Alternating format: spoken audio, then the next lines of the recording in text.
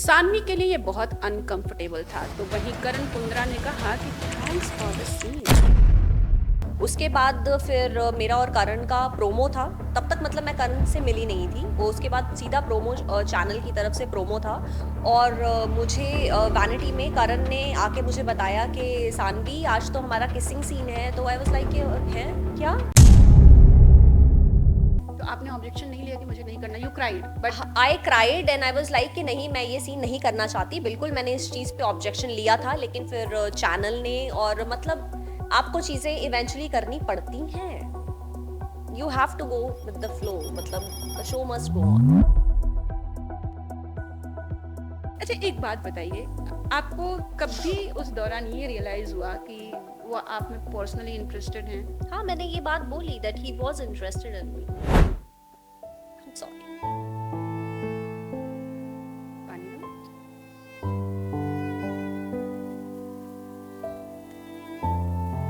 Tissue है?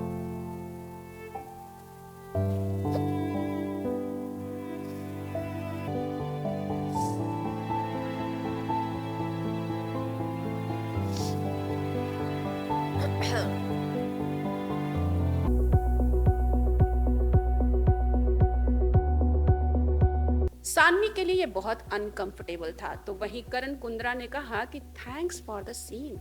जी हाँ, हम बात कर रहे हैं उस किसिंग सीन की जो आजकल बहुत बड़ा बवाल मच चुका है, क्योंकि सानवी ने सबके सामने आकर कह दिया है कि उनके साथ क्या हुआ था। और आज हमारे साथ सानवी खुद हैं जो इसमें डिटेल में बात करने वाली है। हाय सानवी। हाय। सानवी, आपने इस बारे में बहुत सारी बातें की हैं, बट मैंने जो पर्सनली कुछ क्लिप्स देखी हैं जो वायरल हो चुकी हैं, और ये तब की क्लिप्स हैं जब प्रेस कॉन्फ्रेंस हुआ था आई गेस। Right. और जहां पर आपने सीधा सीधा बोला है कि आप बहुत ज़्यादा अनकंफर्टेबल थी। जी। और वहीं करण कुंद्रा हंस के बोल रहे हैं कि thanks for the kissing scene. Now people are talking about कि ये बिग बॉस में जाने की तैयारी है या इतने साल बाद क्यों। बहुत सारे सवालों से आप घिर चुकी हैं, क्या कहना चाहेंगी? बिल्कुल मतलब बिल्कुल जब से ये मुद्दा सामने आया है लोगों के बहुत ज़्यादा सवाल हैं। और मैं हर सवाल का जवाब ऑलरेडी दे रही हूँ, लेकिन वही है कि जिन्होंने वो पकड़ ली है ना कि मुर्गे की एक टांग, के नहीं हमने तो इसी चीज़ के पीछे पड़ना है, तो वो तो पड़े हुए हैं। तो कुछ तो लोग कहेंगे, लोगों का काम है कहना। तो मुझे कोई फ़र्क नहीं पड़ता कि आपने जो बोलना है आप बोलिए। तो द थिंग इज़ कि ये जो भी इंसिडेंट हुआ मेरे लिए definitely it was very uncomfortable. और उस टाइम पे मतलब हम 10 साल पहले के बारे में बात कर रहे हैं। मुझे लगता है कि इंसान की लाइफ में इंसान में मेचोरिटी आती है टाइम के साथ। लेकिन उस टाइम पे ऑफ कोर्स मैं बच्ची ही थी। मैं नई नई आई थी इंडस्ट्री में। वो मेरा तीसरा टेलीविज़न शो था।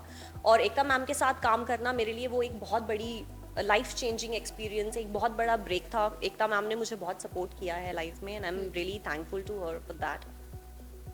तो बिल्कुल आप जो क्लिप्स वगैरह देख रहे हैं, जो भी चीज़ें सामने आ रही हैं, वो सच है।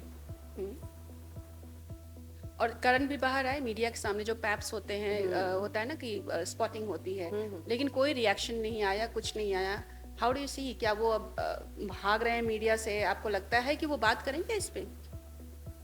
अगर ये तो उनकी मर्जी है कि उनको बात करनी है कि नहीं करनी है। अभी मैं सच बोल रही हूँ, अगर उनको लगता है कि कुछ ऐसा है कि मैं झूठ बोल रही हूँ या कुछ भी है, तो मुझे लगता है कि उनको सवाल उठाना चाहिए। अगर मैं झूठ बोल रही हूँ तो अगर मैं सच बोल रही हूँ तो शायद इस वजह से वो आगे से कोई सवाल नहीं उठा पा रहे हैं। That's what I think. ये क्लिप्स जो हमने अभी देखी हैं, लोग अब ढूंढ ढूंढ के उसको पैच करके और स्टोरीज बना रहे हैं। डू यू रिमेम्बर क्या हुआ था एग्जैक्टली? आई एम श्योर कि सबको चाहिए, इतनी बड़ी घटना है कायदे से कि आप भूल ही नहीं सकते हो। हमारी तरफ कोई ऐसे थोड़ा गलत नज़र से भी देख लेता है तो हमेशा के लिए याद रह जाता है। बिल्कुल तो बिल्कुल। यहाँ पे तो हम एक किस की बात कर रहे हैं, किसिंग सीन की बात कर रहे हैं। What was that? मैंने ये भी देखा कि उसमें कहीं ना कहीं ये भी कहा गया है कि सानवी को नहीं पता था इस सीक्वेंस के बारे में। Is it?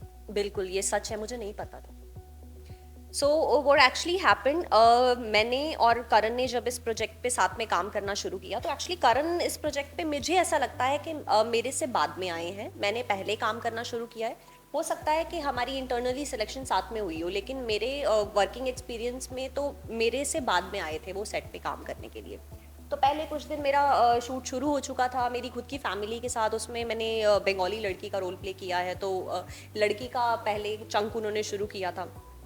बहुत अच्छा जा रहा था सब कुछ, बहुत मज़ा आ रहा था काम करने में।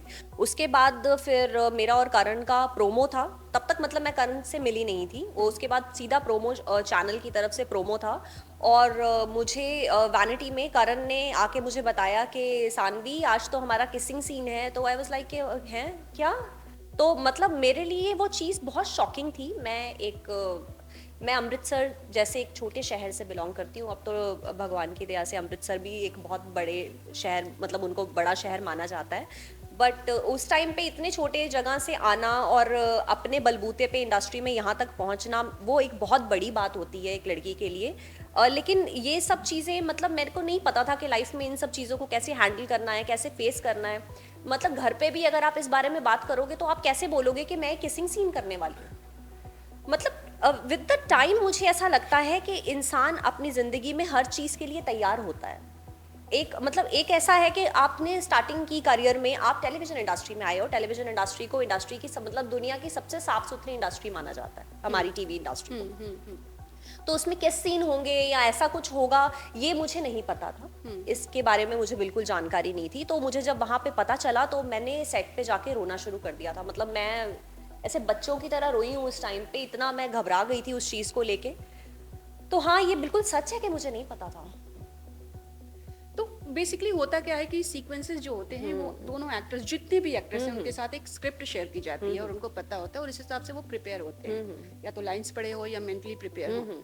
बस तो करण को स्क्रिप्ट दे दी गई थी और आपको नहीं था, ऐसा क्यों? नहीं, स्क्रिप्ट शायद मेरे पास वैनिटी में थी या कुछ तो था। मैं जब आई थी तो इन्होंने एकदम से मुझे रेडी करना शुरू कर दिया, मेरा मेकअप हेयर शुरू हो गया और उसके बाद मैंने स्क्रिप्ट को हाथ नहीं लगाया। बस ये प्रोमो में क्या होता है, प्रोमो में चंक शूट होने होते हैं। मुझे तो यही लगा था कि मैं अपनी फैमिली, बंगाली फैमिली के साथ शूट कर रही हूँ, तो ऑफकोर्स शो से ही रिलेटेड कुछ भी होगा। अभी मुझे ये तो बिल्कुल ही नहीं पता था कि हम किस सीन करने वाले हैं। वो तो मेरे पैरों के नीचे से ज़मीन ही निकल गई उस टाइम पे। तो मेरे को समझ ही नहीं आया कि मैं ब्लैंक हो गई थी कि ये हुआ क्या। तो नहीं, मैंने उस टाइम पे स्क्रिप्ट नहीं पढ़ी थी, मुझे नहीं पता था कि इस चीज़ के बारे में। तो आपने ऑब्जेक्शन नहीं लिया कि मुझे नहीं करना? You cried? But I cried and I was like कि नहीं, मैं ये सीन नहीं करना चाहती। बिल्कुल मैंने इस चीज़ पे ऑब्जेक्शन लिया था, लेकिन फिर चैनल ने, और मतलब आपको चीज़ें इवेंचुअली करनी पड़ती हैं। You have to go with the flow, मतलब the show must go on. करना पड़ता है आपको। तो उन्होंने मुझे समझाया और जो भी बातचीत हुई, मुझे क्लियरली वो सब चीज़ें अब याद नहीं है। इट्स जस्ट कि मेरे पास कोई चॉइस नहीं थी। एकता से भी बात हुई थी बिफोर डूइंग दिस सीक्वेंस और नो? नहीं, अब एकता मैम का अभी तक कोई इस चीज़ के बारे में कोई लेना देना नहीं था। एकता मैम शो प्रोड्यूस कर रही हैं, उनका एक अपना ही लेवल है, तो वो इन सब चीज़ों में क्यों पड़ेंगी। ये डायरेक्टली मेरी चैनल के लोगों के साथ ही बात हो रही थी। Okay. So what happened after that? Because you know the sequence जो कैमरा शॉट होता है कि लेट्स रोल एक्शन के बाद और before that what happened and how many takes? ये जो थप्पड़ वाला इंसिडेंट है, ये उस चीज़ से रिलेटेड नहीं है। अच्छा। उस टाइम पे मैं बहुत रो रही थी, या मतलब जो भी था, मतलब मेरी जो भी सिचुएशन थी उस टाइम पे, वो 10 बार, वही जो उन्होंने बोला कि हमने 10 बार इस सीन का रिटेक किया। वहाँ पे 700-800 जूनियर आर्टिस्ट थे।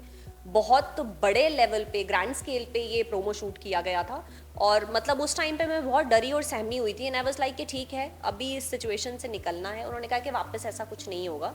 तो उस टाइम पे वो सीन शूट हो गया, तब कुछ नहीं हुआ, सब ठीक था। उसके बाद फिर हमारे साथ में मीडिया इंटरव्यूज़ हुए। इस वजह से ये जो लोग मुद्दे उठा रहे हैं ना कि अरे ये तो इंटरव्यूज़ में हंसती हुई नज़र आ रही है, ये है वो है। मुझे एक बात बताओ कि अगर मैंने एक शो पे काम करना शुरू किया है और अभी तक मेरी किसी के साथ कोई इक्वेशन है ही नहीं, और मैं अपने, जैसे कि अभी भी अगर मैं राकेश जी के साथ रिसेंटली मैंने वर्क किया है, और या मैंने जितने भी अपने को एक्टर्स के साथ काम किया है, तो अगर हम सामने आके अपने शो के बारे में बात कर रहे हैं तो मुंह सड़ा के बात कौन करता है यार। मतलब आप अपना शो को रिप्रेजेंट कर रहे हो तो आप हंस के, मतलब आपके अंदर जो मर्जी चल रहा हो, कुछ भी हो, एटलीस्ट आप अपने शो के बारे में तो अच्छे से बात करेंगे ताकि ऑडियंस उसे देखे और वो शो हिट हो, ताकि हमको लाइफ में और काम मिले उसके बलबूते पे। तो थप्पड़ वाला जो इंसिडेंट है वो उसके आप ये समझ लो कि एक हफ्ते के बाद ना ये कहानी शुरू हो गई, जो हम थप्पड़ वाले इंसिडेंट तक पहुंचे। तो जैसे कि मैं अपने बहुत सारे इंटरव्यूज़ में ये ऑलरेडी बात बोल चुकी हूँ कि मेरा बहुत रिजर्व नेचर है। तो जब मैं सेट पे होती हूँ तो मेरा मेरा जो ध्यान है वो सिर्फ मेरे काम में है, मुझे कोई लेना देना नहीं कौन क्या है क्या नहीं, आप अपने घर खुश हम अपने घर खुश। तो मेरी वहाँ पे क्या कहते हैं, नॉर्मली मैं सेट पे जाती थी तो आप ग्रीट करते हैं तमीज़ से, तो मैं दूर से ही हाँ जी नमस्ते ये करके ग्रीट करती थी। बट मैंने वहाँ पे देखा कि मतलब अभी मैं आई हूँ पंजाब बैकग्राउंड से, हर तरह की लड़कियां हैं हमारी इंडस्ट्री में, सब अलग अलग बैकग्राउंड से आई हैं। तो मैंने देखा लड़कियां बहुत ज़्यादा मतलब फ्रेंडली हैं, हग कर रहे हैं या साइड हग कर रहे हैं या फिर ये सब है। तो गलत कोई नहीं होता, सबका अपना अपना लिविंग स्टाइल है, सबकी अपनी अपनी अपब्रिंगिंग है, सब हर जगह से आए हैं। मतलब कोई चीज़ अगर मेरे लिए गलत है तो दूसरे के लिए सही है, दूसरे के लिए सही है तो मेरे लिए, मतलब हम किसी को किसी भी चीज पे क्वेश्चन नहीं उठा सकते। इट्स जस्ट कि मेरे लिए वो सब करना सही, मतलब मेरे लिए मैं कंफर्टेबल नहीं थी, तो मेरे को ऐसा है कि भाई हम दूर से ही बात करें। तो मेरा ये जो नेचर है ना, इसकी वजह से कुछ सेट पे अफवाहें उड़नी शुरू हुई, जो मुझे जब साथ में काम कर रहे थे सब हमारे टीममेट्स हैं, तो कहीं ना कहीं से कोई ना कोई आके आपको बताता है कि मैम आपको पता है इस तरह की बात हो रही है। तो ये अफवाहों के चलते मैंने ये सुना कि लोगों को ये लगने लग गया कि इस लड़की में तो भैया बहुत ईगो और एटीट्यूड है। मैंने कहा है, मतलब अगर मैं गले नहीं पड़ रही तो मतलब मुझ में ईगो और एटीट्यूड है, ऐसा नहीं है कि आप मुझसे बात कर रहे हो तो मैं आपसे बात नहीं कर रही। बट इन सब चीज़ों के दौरान मुझे ये समझ में आया कि मेरे इस बिहेवियर की वजह से दूसरी कोई लड़की लाई जा रही है और मेरी पीठ पीछे इसकी रिकास्टिंग शुरू हो गई है। मुझे ये नहीं पता कि इस बात में कितनी सच्चाई है, क्योंकि लोगों के जब मुंह से बातें निकलती हैं तो वो कहीं कहीं कहीं कहीं करके जब पहुंचती हैं तो हमको नहीं पता होता कि वो कितना सच है और कितना झूठ है। तो मैंने ये चीज़ सुनी। उसके बाद क्या हुआ, धीरे धीरे मुझे हमारे जो डायरेक्टर थे दीपक चौहान उस टाइम पे, जिन्होंने ये शो डायरेक्ट करना स्टार्टिंग में शुरू किया था, पहले सब ठीक था। करण के पिक्चर में आने के बाद उनका ना बिहेवियर ही बदल गया। मतलब ऐसा लगा कि दोनों ने ऐसे मिली भगत की, फेवरिज्म तो हमारी इंडस्ट्री में शुरू से ही होता है और इसको कोई रोक नहीं सकता, ये हमेशा रहेगा। मैं न्यू कमर, वो ऑलरेडी उस टाइम पे काम कर चुके थे, तो डेफिनेटली हर इंसान का उनके प्रति झुकाव था ही, मुझे किसने पूछना था। तो ये सब जो हो रहा था, तो इन्होंने मेरे को ऐसे टॉर्चर करना शुरू किया। इन्होंने मेरे बार बार टेक पे टेक, मतलब ऐसे 10 टेक 15 टेक ऐसे पूरे, इतने मतलब 100-150 लोगों का क्रू होता है जिनके सामने आप काम करते हो, और आपको बार बार ऐसे रिटेक लिए जाएं, आपको ह्यूमिलेट किया जाए सबके सामने, तो एक आर्टिस्ट के दिमाग पे क्या बीतेगी, वो काम कैसे करेगा। वो तो मतलब इस तरह से जब ये चीज़ें कंटिन्यूसली रोज होने लगी, डायरेक्टर मेरे को ऐसे टॉर्चर करने लगे, ऊपर से कारण भी मेरे को पिन पॉइंट करते थे, अरे तुम ऐसे मत करो यार, ऐसे करो, मतलब एवरीबडी वाज देयर। एक अच्छे आर्टिस्ट की मुझे ऐसा लगता है कि ये पहचान होती है कि आप अपने काम से मतलब रखें। मैं अपना काम करने आई हूँ, आप अपना काम करने आए हो। अगर आप सीनियर हैं और तो मैं आपसे सामने से राय लूंगी कि आप मुझे बताइए ना कि ये सही है। जैसे उसमें जो मेरे फादर प्ले कर रहे थे, वो बहुत अच्छे थिएटर एक्टर हैं, तो मैं उनसे पूछती थी, मतलब मैं उनकी एक्टिंग ऑब्जर्व करती थी, क्योंकि मैंने कभी कोई एक्टिंग की कोई ट्रेनिंग ही नहीं ली थी इंडस्ट्री में आने से पहले।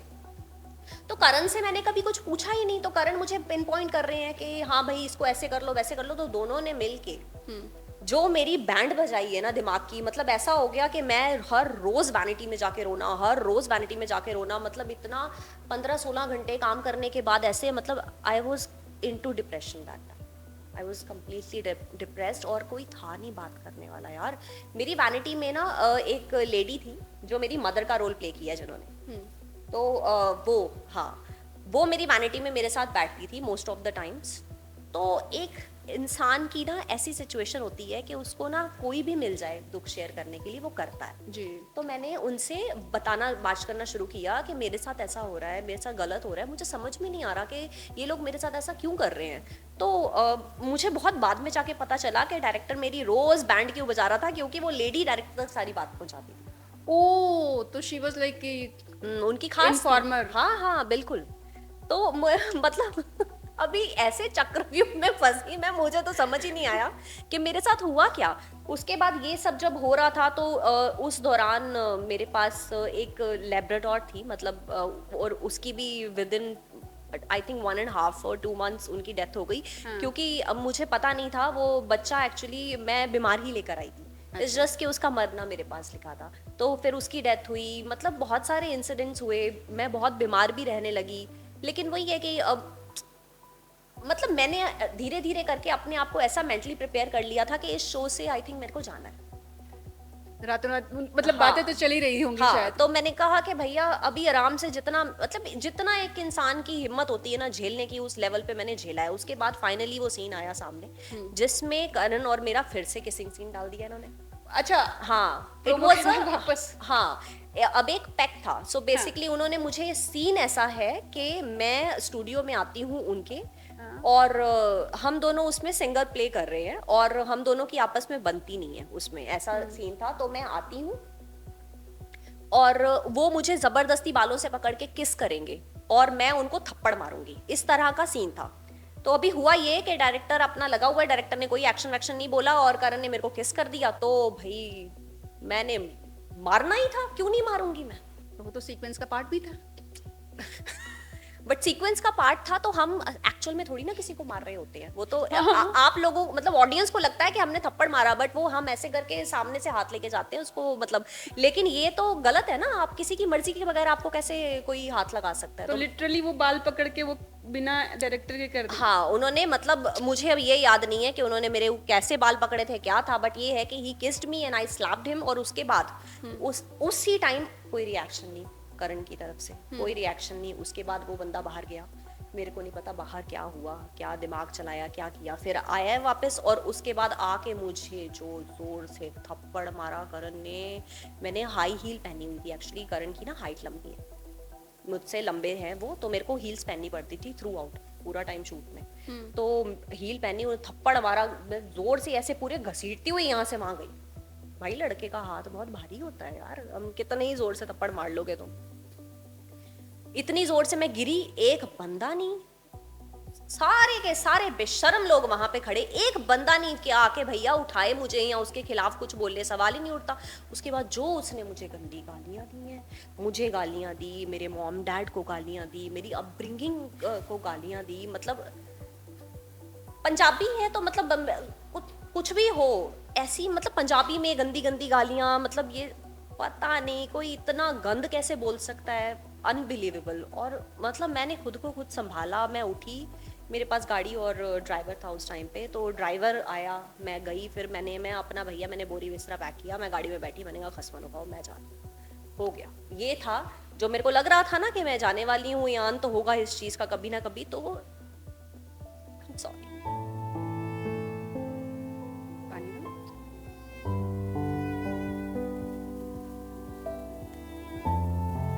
टिश्यू है?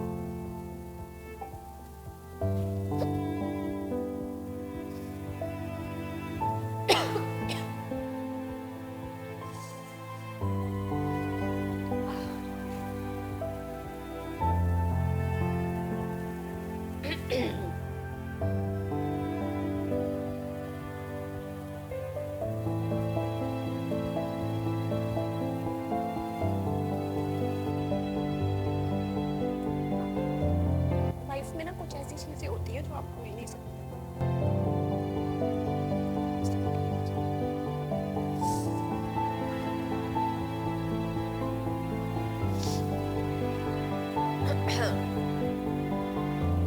ओके, घर चली गई मैं अपने।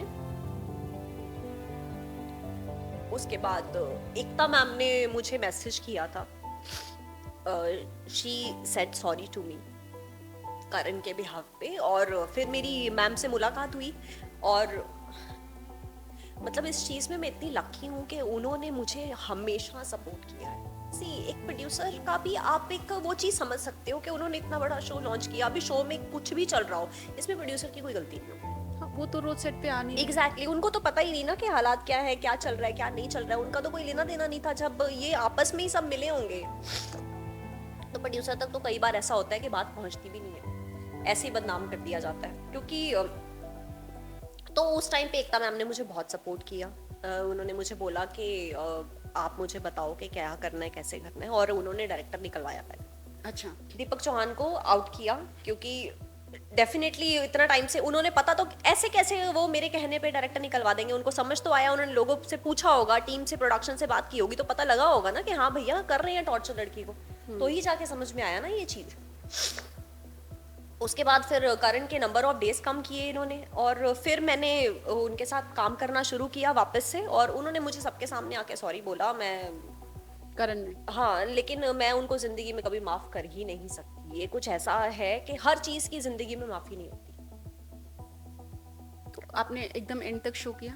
हाँ, हाँ, करना ही है ना। नो रिप्लेसमेंट, जो खबरें थी, नहीं, नहीं, अफ़वाह कुछ थी। नहीं, कोई रिप्लेसमेंट नहीं हुई। मैंने लास्ट तक ये शो में काम किया और उसके बाद अगला शो भी मैंने एकता मैम के साथ किया, चंद्र नंदिनी। और जहाँ तक मुझे याद है, मुझे रागिनी एमएमएस के लिए भी कॉल आया था। अच्छा। बट उस टाइम पे मैंने एक और शो पकड़ा था, सूफियाना प्यार मेरा। मैंने पहली बार लाइफ में नेगेटिव प्ले करना, तो मैं बहुत एक्साइटेड थी क्योंकि मैंने अभी तक नेगेटिव नहीं किया था। और तब मैंने वो नेगेटिव प्ले किया और उसके बाद फिर मैं शुरू काफ़ी टाइम से सोच ही रही थी कि मुझे पढ़ना चाहिए, एक्टिंग की स्टडी करनी चाहिए। फिर मैंने फाइनली इंडस्ट्री 2020 में ब्रेक लिया और मैं गई पढ़ने। एकता कपूर की बात करें तो वो तो जानी जाती हैं जो फीमेल कैरेक्टर्स होते हैं उनको ग्लोरीफाई करने के लिए, बिल्कुल, उनको पावरफुल 100%। दिखाने के लिए। अब इसमें ये भी है कि ये भी सब लोग बोलते हैं या सबको पता है कि करण कुंद्रा एकता से क्लोज है, और मतलब फिर भी उन्होंने बिल्कुल पार्शियलिटी नहीं करी, नहीं, अगर हम नहीं, कहें मेरे तो। केस में उन्होंने कोई पार्शियलिटी नहीं की। उन्होंने मुझे सपोर्ट किया, मतलब 100%। सबने देखा ही कि मैंने अगर लास्ट तक उसमें काम किया है, तो डेफिनेटली उन्होंने मुझे सपोर्ट किया है। नहीं तो रातों रात कैरेक्टर्स बदल जाते हैं, किसी को पता नहीं चलता। किसी को पता नहीं चला, 100%। नाउ सनवी टेल मी, 10 साल हो गए आई थिंक इस किस्से को। ये क्या अंदर अंदर घुटन सा फील हो रहा था कि हाँ, हाँ, हाँ, भाई, मतलब इतने सारे कमेंट्स आ रहे हैं, बात क्यों नहीं कर रही, बोल क्यों नहीं रही, 10 साल बाद आई है अभी बात, अब इसको पता लगा कि बात करनी है, ये करना है। पता है, एक इंसान जब डिप्रेशन में जाता है और कोई चीज़ फेस करता है, तो कई बार हम लोग क्या करते हैं, हम दबा देते हैं उस चीज़ को अंदर। और मैं बहुत ज़्यादा मीडिया फ्रेंडली नहीं हूँ।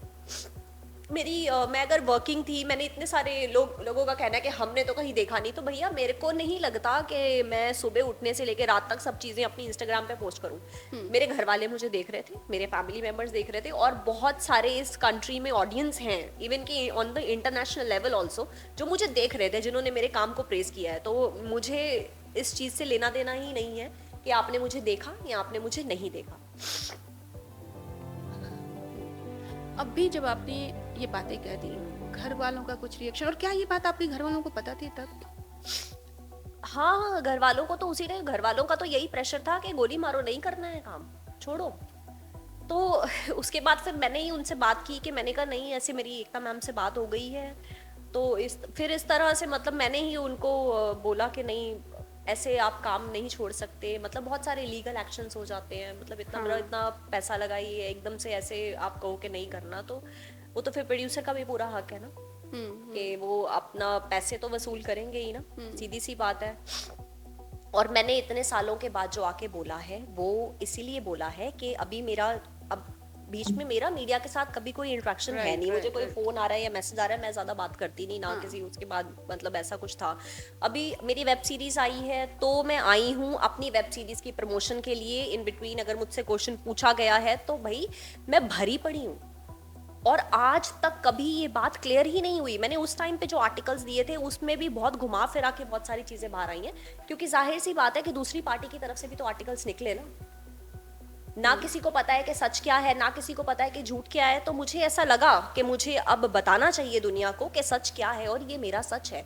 अगर किसी को एतराज है तो प्लीज क्वेश्चन उठाइए, बोलिए। घर वाले प्राउड फील कर रहे हैं अभी? 100%। My family is always with me, I am touch wood, I am blessed in that case. हमेशा मेरे पीछे खड़े हैं। अभी आपको लगता है करण पे, क्योंकि देखिए केस कितना भी पुराना हो, कुछ भी हो, है तो ये एक तरह से असॉल्ट कहा जा सकता है, 100% कहा जा बिल्कुल। सकता है। बीच में मी टू के कितने केसेस आए थे, तब आपको मन नहीं किया कि कुछ बात करें इस पे? नहीं, मेरा नहीं मन किया। मेरे को बीच में जब बिग बॉस के लिए बुलाया गया था, मैं गई थी, मेरी बात हुई, तब भी उन्होंने मुझे पूछा कि क्या है, तो मैंने कहा भैया मेरे को आपको फिलहाल देने के लिए कोई मिर्च मसाला नहीं है। मैं तब भी इस बारे में बात नहीं करना चाहती थी। मैं एक्चुअली इस बारे में बात करना नहीं चाहती थी, क्योंकि मेरे अंदर से, मेरे में हिम्मत नहीं आ रही थी बात करने की। मुझे लग नहीं रहा था कि बात करनी चाहिए इस बारे में। इट्स जस्ट कि ये, आई थिंक जब जो चीज़ होनी होती है ना, जब वक्त में जो होना लिखा है वो होना है, वक्त बलवान है। तो अगर ये अभी मेरे मुंह से बात निकलनी थी तो निकली है, और मैं बहुत प्राउड हूँ कि एटलीस्ट मैंने सामने आके खुल के अपने इस विषय पे बात की है।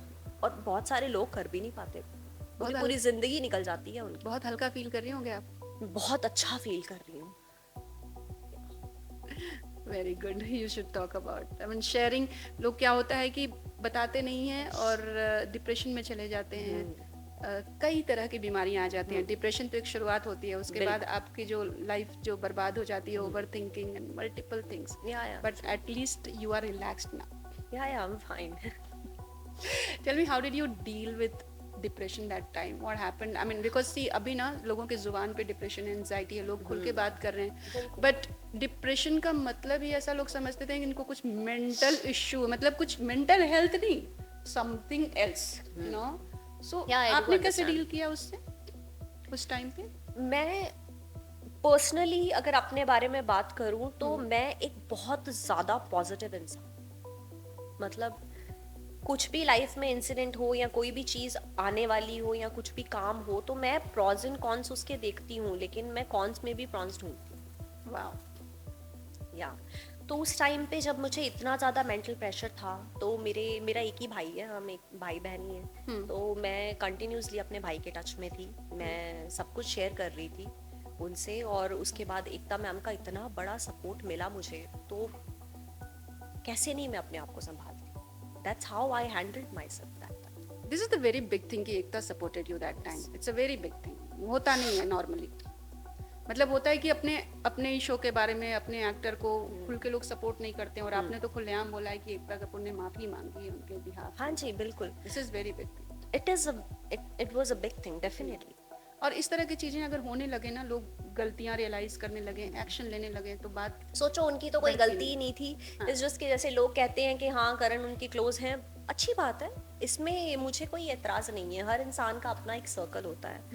बट मतलब उन्होंने ये चीज़ रियलाइज की, उनको पता चला कि भाई उस लड़के ने क्या हरकत की है, और इस वजह से उन्होंने सामने से मुझसे उसके बिहाफ पे माफ़ी मांगी, मुझसे मिली, मुझे इतना सपोर्ट किया, मतलब हैट्स ऑफ टू हो यार। ट्रू। मतलब आज की दुनिया में लड़की ही लड़की की सबसे बड़ी दुश्मन, सही बात। सच्चाई है ये। शोज में भी दिखते हैं सास और बहू की नहीं पड़ती। 100%, मतलब मेरे को आज तक इंडस्ट्री में किसी एक लड़की का सपोर्ट नहीं मिला है except Ekta ma'am. It's so nice. Yeah how do you see Karan career these days? क्या लगता है आपको, बहुत ग्रोथ हुआ है? मैं who cares, I don't want to talk about it. अच्छा, एक बात बताइए, आपको कभी उस दौरान ये रियलाइज हुआ कि वो आप में पर्सनली इंटरेस्टेड हैं? हाँ मैंने ये बात बोली that he was interested in me, not the other way around, he was interested. Yeah, definitely उनके अभी आप खुद ही बोल रही हैं कि आपने क्लिप्स देखी, how he was talking, and उसमें उनका बहुत ज़्यादा एक ना पता लगता है जब आप साथ में काम करते हो, बहुत फ्लर्टी नेचर है था उस टाइम पे उनका, और मतलब जिस तरह से वो बात कर रहे हैं या जो भी है, उस टाइम पे कुछ मैसेजेस भी आए थे उनकी तरफ से, तो there were lot of things. इसीलिए तो मैं इतना डंके की चोट पे आके बोल रही हूँ कि ये था, मैं पागल थोड़ी ना हूँ, झूठ क्यों बोलूँगी मैं किसी की भी, मतलब ये गट्स चाहिए सामने आके किसी के बारे में कुछ भी बोलने के लिए, लेकिन वो कुछ भी सच होना चाहिए। आपने कोई मना नहीं किया? एक होता है ना कि वाइब्स आ जाती हैं, लाइक लोग अप्रोच करते हैं, फ्लर्ट करते हैं, और लड़की की तरफ से एक बार ना हो गई तो रुक जाते हैं। सबसे पहली बात तो ये है कि उस टाइम पे मैं बहुत छोटी थी, और मेरा अभी मतलब ऐसा था कि करियर में एकदम से मुझे इतना बड़ा ब्रेक मिला था, और उस टाइम पे मुझे एक्चुअल में समझ ही नहीं आ रहा था कि मेरे आसपास हो क्या रहा है, ना मुझे कोई समझाने वाला था। चलो मैं अपने भाई से बात तो कर रही थी, लेकिन वो भी बेचारा मेरे साथ थोड़ी ना था, वो भी कहीं आप किसी और शहर में बैठ के बात कर रहे हो ना एक दूसरे से। तो मैंने जितना मैं कर सकती थी, जितना मेरे हाथ में था, वो मैंने किया। मेरे कारण और मेरे बीच में कोई थे, मैंने उनके थ्रू अनुषा डांडेकर को वो उस टाइम पे डेट कर रहे थे, तो मैंने बात पहुंचाई कि भाई इस तरह की चीज़ें हैं, आप सेट पे आओ। आपने अनुषा तक बात तो? हाँ, मतलब मुझे नहीं पता कि क्या पहुंचा उन तक, मैं तो किसी पे विश्वास नहीं करती, मतलब सारी दुनिया ही ऐसी है देखा जाए तो।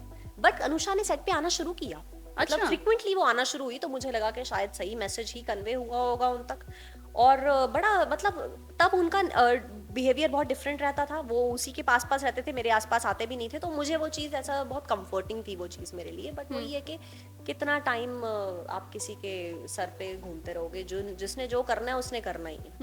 तो अनुषा ने आपसे इस बारे में बात करी? नहीं, अनुषा नहीं, मेरी ऐसे सामने से कभी उनसे कभी 1-to-1 कॉन्वर्सेशन नहीं हुई है, और आई थिंक ऐसा कोई टॉपिक था नहीं कि वो मुझसे मतलब बहुत ज़्यादा उनके लिए भी वियर्ड हो जाता मेरे से इस बारे में बात करना कि भैया तुम मेरे बॉयफ्रेंड के ऐसे करके उंगली उठा रही हो।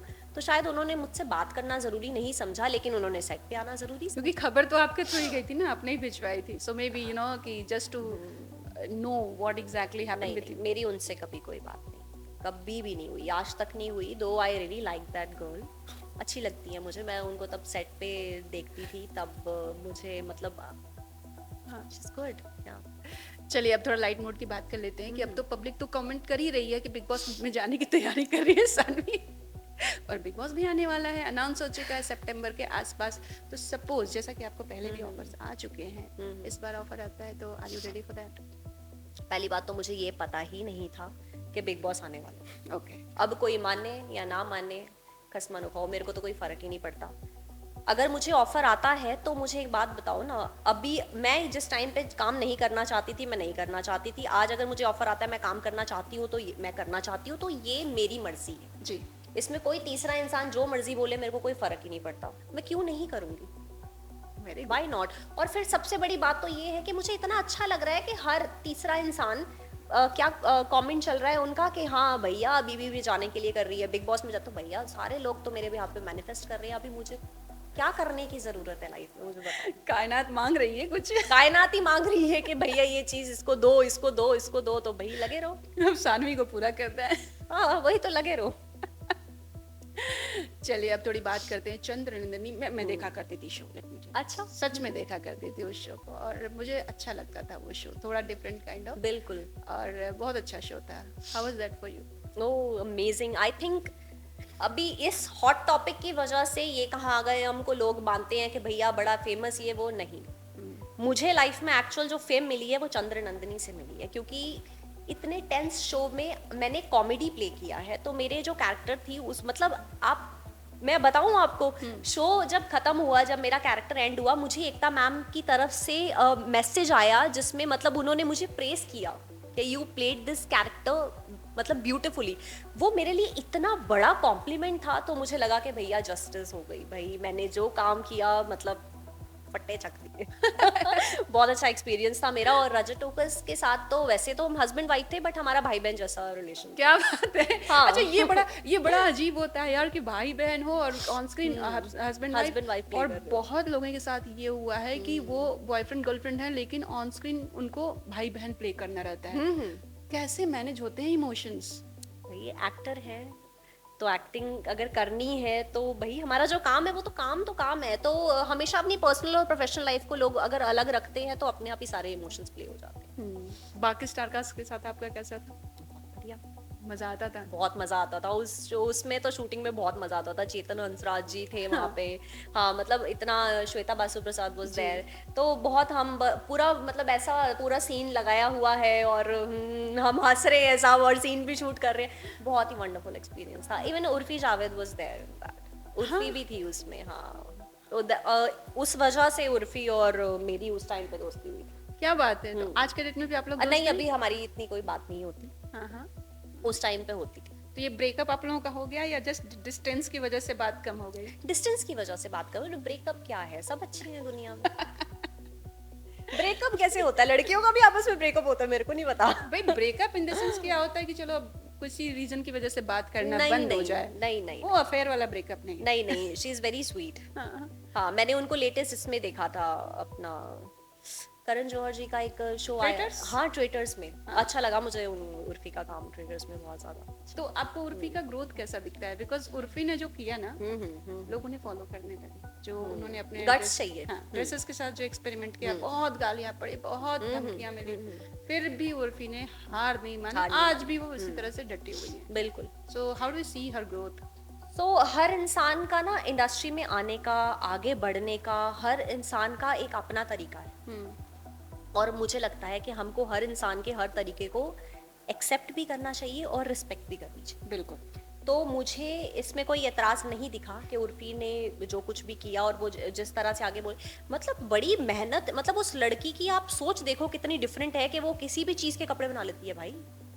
मतलब इंसान सोचता ही रहेगा कि ये कैसे हुआ। मैं देखती हूँ कि उनकी कुछ रील्स देखती हूँ कैसे कपड़े बनाए, भैया मेरे को तो समझ ही नहीं आता कि बनाया कैसे। तो नहीं, मैं रिस्पेक्ट करती हूँ कि वो यहाँ तक पहुंची। ग्रोथ बहुत अच्छा रहा है उनका, टचवुड, भगवान करे कि और लाइफ में उनको ग्रोथ मिले। No, I am really happy yeah for her. या ट्रेडर्स और देखिए अभी रियलिटी शोज में ना सिर्फ बिग बॉस नहीं हो, बिग बॉस तो चलिए एक बहुत बड़ा शो 20 साल से चलता आ रहा है, इस साल 20वां साल है। बिग बॉस का वैसे सच बताऊं, मैंने सिर्फ एक ही सीजन देखा था, जिसमें शिल्पा शिंदे, और वैसे शिल्पा शिंदे जी के बारे में बात करें तो लोग मेरे को मतलब दूसरी Shilpa Shinde Oh Shinde yes, it's a करके very good भी topic. हाँ It's a कमेंट्स very आ good रहे हैं। topic. और मैंने एक्चुअली बिग बॉस का वही सीजन देखा था जिसमें शिल्पा जी आई थी, और मैंने शिल्पा जी को पर्सनली वोट किया।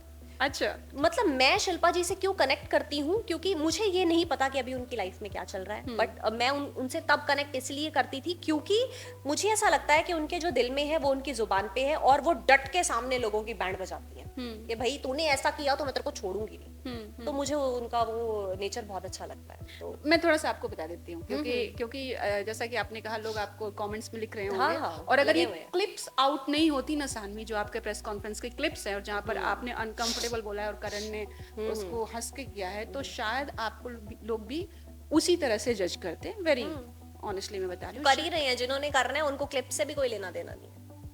बट होपफुली देख लेंगे और समझ जाएंगे। हाँ, बड़ी अच्छी बात होगी अगर समझ जाएंगे तो। सानवी, आपने शिल्पा जी की बात करी तो मैं आपको बता दूं कि लोग आपको शिल्पा से कंपेयर कर रहे हैं, आपने ऐसा भी बोला। सो बेसिकली जो हुआ था मैं आपको बता देती हूँ। भाभी जी घर पे हैं, वो जो शो करती थी, उससे उनकी एग्जिट हुई थी। ओके। बहुत सारी खबरें थी कि प्रोड्यूसर ने सेक्सुअली हरास किया है। ठीक है?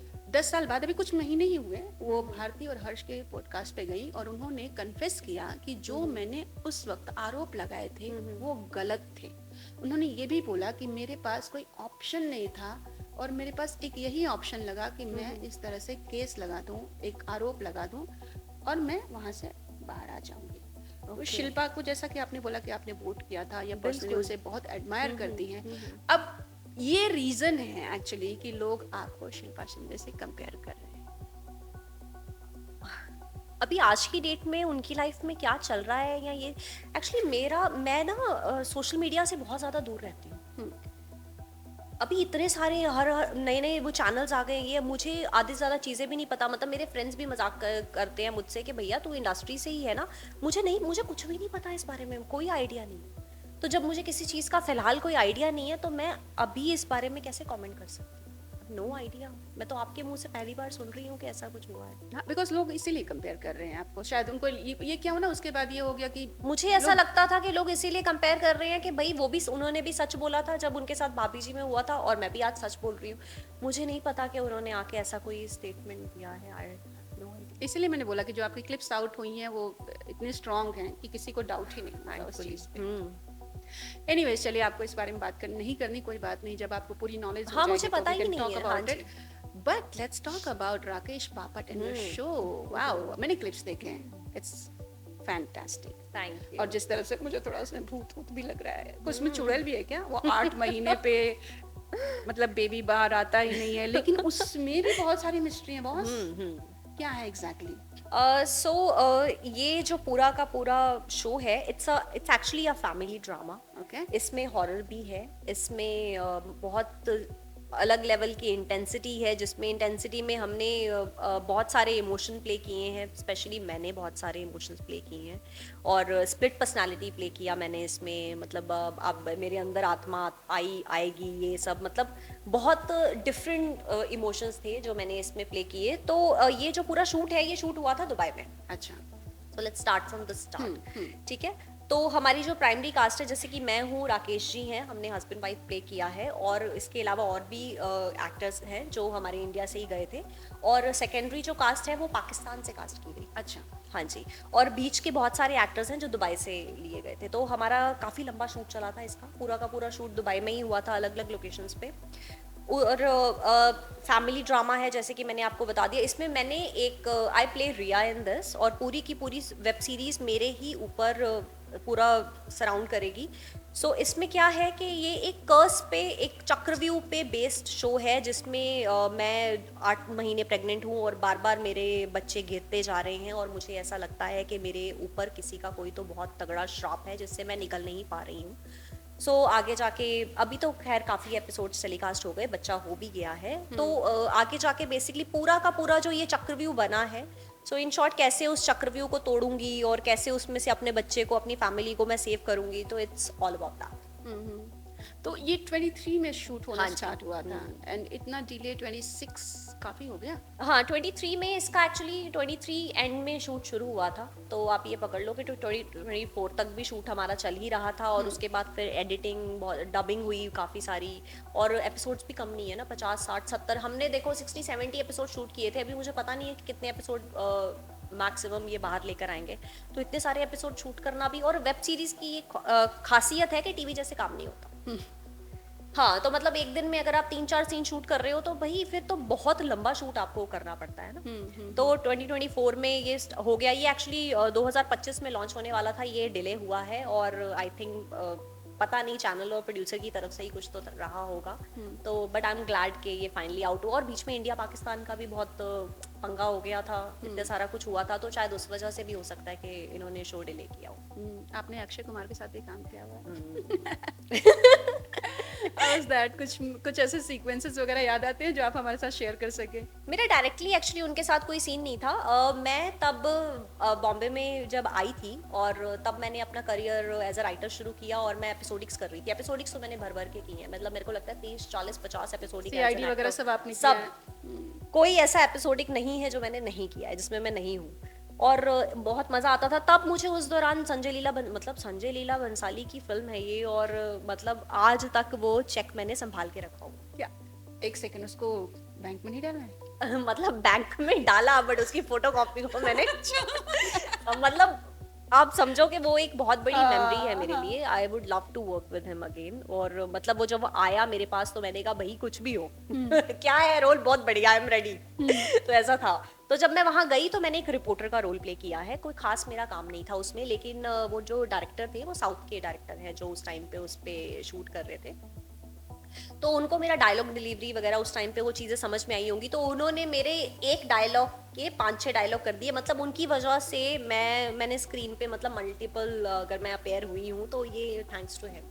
उनको अच्छा लगा मेरा काम। मैं अक्षय जी से मिली थी उस टाइम पे, साथ में कोई सीन नहीं था बट मिलना हुआ था सेट पे, और बाकी भी और बहुत सारी स्टार कास्ट है उसमें, उन लोगों से भी मेरा मिलना हुआ था। तो सब बहुत अच्छे लोग हैं, बहुत अच्छा लगा मुझे काम करके, और बहुत बड़ा प्रोजेक्ट था यार। Of course, yes. हाँ, What are the next? Like something coming up very आज interesting? चल रही हैं काफ़ी सारी चीज़ें, चल रही हैं, बहुत सारी चीज़ों पे बात हो रही है, बट वही है कि जिंक्स हो जाता है, बताना नहीं चाहिए। Big होगा Boss- तो पता लग ही बिग जाएगा। बॉस तो है ही। जय माता दी। जय माता दी। चलिए जाते जाते एक आखिरी सवाल पूछ लेती हूँ। अगर जो आपके ये जो शो में जो आपके अंदर आत्मा आ जाती है, अगर सानवी के अंदर, नॉट द कैरेक्टर, Okay. आत्मा आ जाए और फुल पावर में आ जाए तो क्या करें? पहली बात तो मुझे लगता, मैं ना एस्ट्रोलॉजी में बहुत बिलीव करती हूँ, और मेरा राक्षस गण है, तो मुझे ऐसा लगता है कि राक्षस गण को आत्माएं महसूस हो सकती हैं, बट उन पे भारी हावी नहीं हो सकती। अच्छा। तो मुझे नहीं लगता कि ऐसा मेरे साथ कभी हो सकता है। एक्चुअली मेरे 2-3 सुपर नेचुरल इनकाउंटर्स रहे हैं, but in a very positive way. It's Like? Like कि वो मेरी लाइफ में आए हैं मुझे गाइड करने के लिए, बहुत पॉजिटिव रहे हैं मुझे। लाइक मेरे बहुत पुराना एक बचपन का इंसिडेंट है। So I lost my mother when I was 9 year old. अच्छा। हाँ, तो मम्मा मेरी लाइफ में तो कभी रहे नहीं मेरे साथ, तो मैं बचपन से ही अपने रिलेटिव्स के पास रही हूँ। तो क्या होता था कि हम जहाँ रहते थे, जिस एरिया में, मैं वो अभी बात एरिया नहीं डिस्क्लोज करना चाहूँगी, तो वो एक ना, सो बेसिकली दोपहर में छोटे शहरों में क्या होता है कि छोटे शहर दोपहर में बहुत सुनसान हो जाते हैं। तो मैं ना अपना किसी काम से घर से बाहर निकली होंगी दोपहर में, मतलब स्टडी करती थी उस टाइम पे, आई थिंक 8-9 क्लास में थी मैं। तो मैं निकली, तो मैंने जैसे ही मैं मोड़ पे गई, सो बेसिकली कैसे था, ये पूरी लेन है, और इसकी तरफ, इधर की तरफ सारे घर हैं, सब कोठियां बनी हुई हैं, और ये पूरा लेन है, वो एक स्कूल था जिसकी पूरी वॉल थी। तो वो पूरी गली ना काफ़ी दिखती थी पूरी प्रॉपर। तो जब मैं उस गली में से निकल के बाहर जा रही थी, तो मैंने देखा कि गली के लास्ट में एक आदमी बाइक पे खड़ा है, हेलमेट पहन के। उसने मेरा हाथ पकड़ा एंड इज लाइक चल, वो ही was there to kidnap me at that time. कब की बात चल रही है भाई, तब तो मतलब आप सोचो कि मैं 8-9 क्लास में थी। तो ऐसा हुआ, और मैंने हाथ छुड़ाया और मैं भागी।